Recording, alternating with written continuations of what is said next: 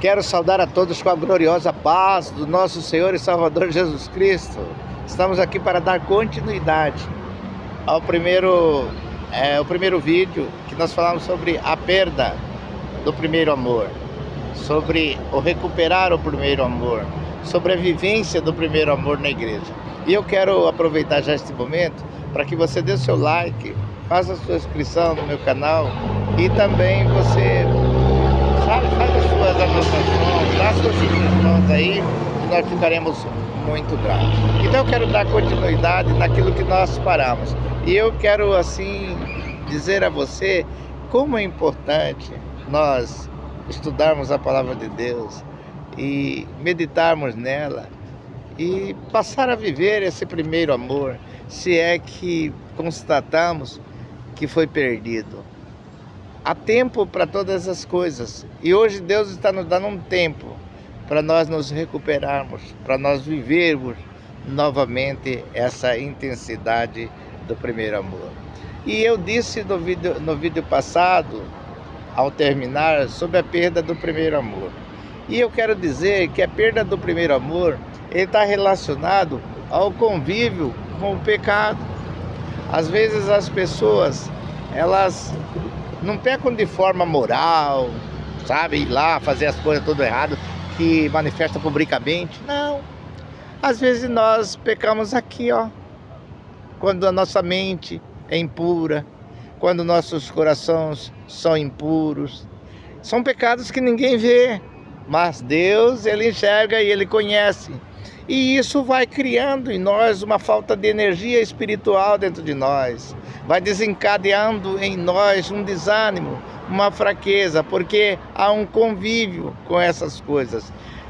O pecado, ele é como se fosse uma gangrena, um câncer, uma gangrena que vai se corroendo, vai comendo, vai tomando o corpo até matar.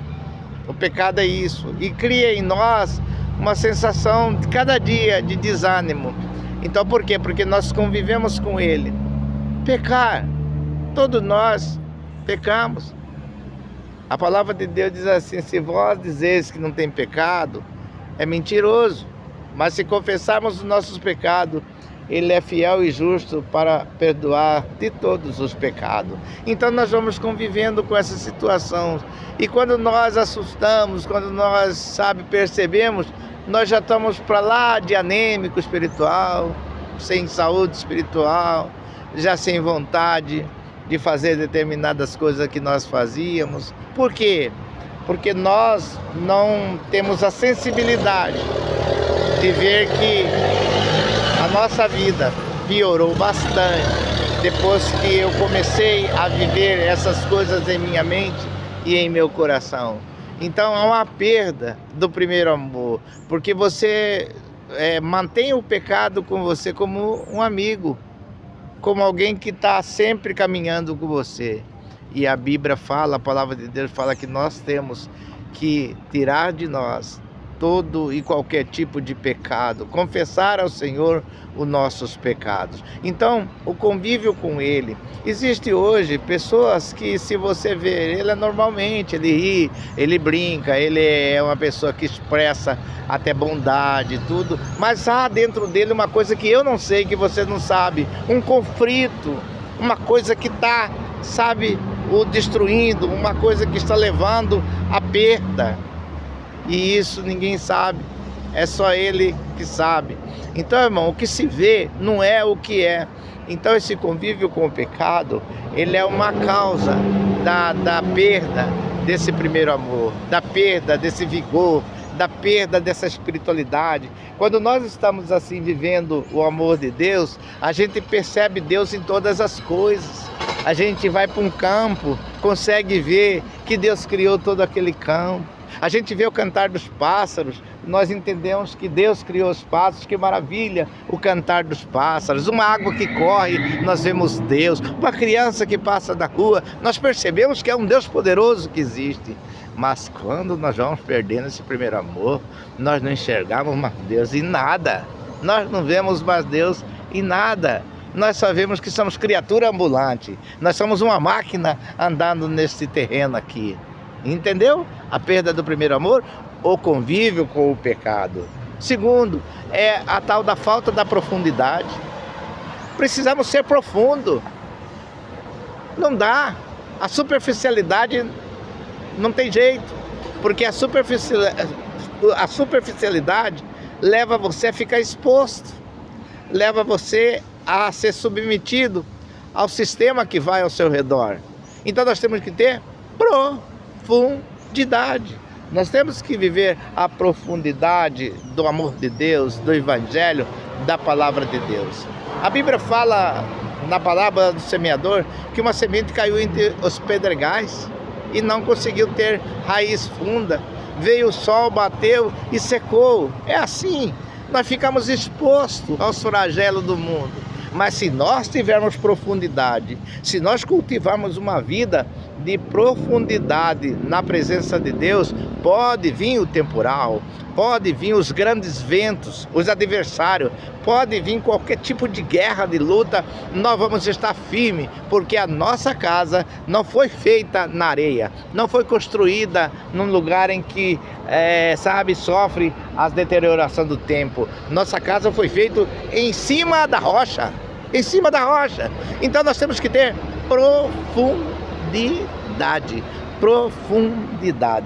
Diz um ditado que a água, ela segue o curso da menor resistência. Ou seja, a água, se não tiver resistência, ela vai com a força dela levando tudo. Mas quando ela encontra uma rocha, ela passa de lado, ela se rodeia aquela rocha, porque existe uma rocha firme. Assim está a nossa casa, assim somos a nossa vida. Nós temos que estar firmado na rocha, porque quando essas águas fortes, essas ondas bravias vier sobre a nossa vida, ela vai contornar, ela vai seguir outro curso, porque nós não estamos firmados na areia, porque senão nós seríamos levados por ela, mas nós não, nós estamos firmes, porque a nossa casa foi feita na rocha. Então tem que ter profundidade.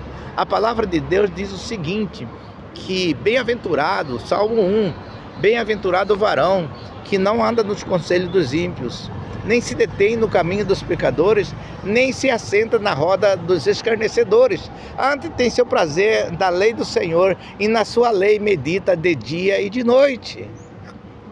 A meditação na palavra de Deus, meu caro amigo, você tem que ler a Bíblia, você tem que buscar profundidade na palavra de Deus. Você não pode ser superficial.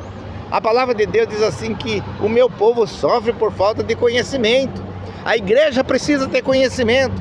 A igreja precisa ouvir os sermões. A igreja precisa ouvir as coisas que estão sendo ditas dentro dela e ter um filtro, saber o que reter, saber o que é e o que não é. Nós precisamos disso.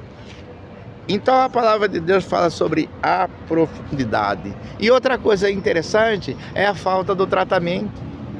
Porque quando nós não tratamos de uma ferida, quando nós não tratamos da nossa saúde, nós vamos a óbito. As feridas aumentam, a saúde perde o controle, mas nós vamos no médico. E o médico passa-nos uma receita e compramos o remédio e tomamos e saramos, sabe? Então, a nossa vida espiritual, a nossa vida com Deus, a nossa vida precisa de ter tratamento. O que é tratamento? Você tem que ir ao médico Jesus para que você olhe para ele, a Bíblia, e veja onde é que você errou, e veja o caminho que você está andando, e procura retirar dele os remédios adequados para você tomar, para você voltar, para você ser forte. Então tem que ter um tratamento. Deus tem que passar um antibiótico espiritual por causa das suas enfermidades. Maravilhoso. Deus tem que tratar de você. Ele é o médico dos médicos. Então nós precisamos de ter tratamento. E se nós não fizermos o tratamento, a ferida, a doença, ela só vai criar corpo, ela só vai aumentar, e nós iremos sofrer muito e até a morte. Então é a questão do tratamento, convívio com o pecado, falta de profundidade, falta de tratamento leva a tudo isso do qual nós estamos falando. O caminho de volta. Como voltar? Foi o próprio Senhor Jesus que propôs o caminho de volta. No próprio livro de Apocalipse, Éfeso deu o caminho de volta. E ele diz assim, Apocalipse capítulo 2:5: lembra-te, pois, de onde caíste, e arrependa-te. Volta a praticar as primeiras obras, e se não venho a ti, e moverei do seu lugar o teu candeeiro, caso não te arrependas. Então esse texto ele diz assim: lembra-te de onde caíste.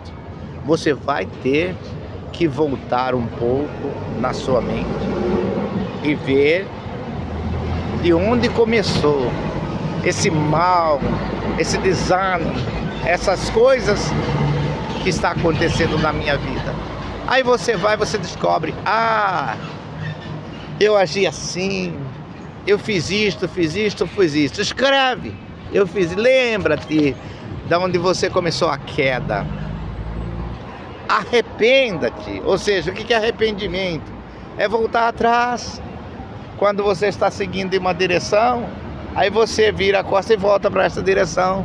Você dá um contorno totalmente e volta. Sabe, isso é arrependimento. É você olhar a obra que você fez que não deu certo e você virar a costa e andar no caminho reto naquela obra que vai te fazer certo, naquela obra certa que Deus está preparando para você. E terceiro, volta a praticar as primeiras obras. Não é só lembrar, não é só arrepender e ficar por aí, mas tem que voltar a praticar as primeiras obras. Quais são as primeiras obras? As primeiras obras são as obras do fogo que foi perdido. São as primeiras obras da comunhão que você tinha com Deus. Ou seja, você precisa recuperar aquele momento que você aquebrantava, ajoelhava, sentia a presença de Deus. Aquele momento que você saía na rua, nas praças, e tinha desejo de falar de Jesus. Aquele momento em que você via Deus em todas as coisas, no cantar de um pássaro, você via Deus nos animais, você conseguia ver Deus numa flor bonita no jardim, você conseguia ver Deus olhando para uma criança, olhando para uma família perfeita que os pais ali estão, você conseguia ver Deus. E agora você não consegue ver nada, mas se você lembrar, arrepender e voltar a ver essas coisas, a alegria voltará em seu coração. Você será uma pessoa alegre, você vai desfrutar do verdadeiro amor de Deus. Não vale a pena servir a Deus sem sentir esse primeiro amor, sem viver o primeiro amor. Que Deus abençoe você, meu amado. Que Deus abençoe as nossas vidas. Vamos viver esse primeiro amor. Vamos viver. Não é fácil? Não é. Mas também não é impossível, porque Jesus está vivo para todo sempre, e as suas obras sempre vão estar à nossa disposição, como as comidas estão na mesa para nos alimentar. Jesus Cristo é o único caminho, Ele é o amor perfeito, e precisamos de viver esse grande e verdadeiro amor. Que Jesus abençoe a tua vida, que Deus te dê paz, alegria e prosperidade em seu coração. Fique com Deus. Aleluia!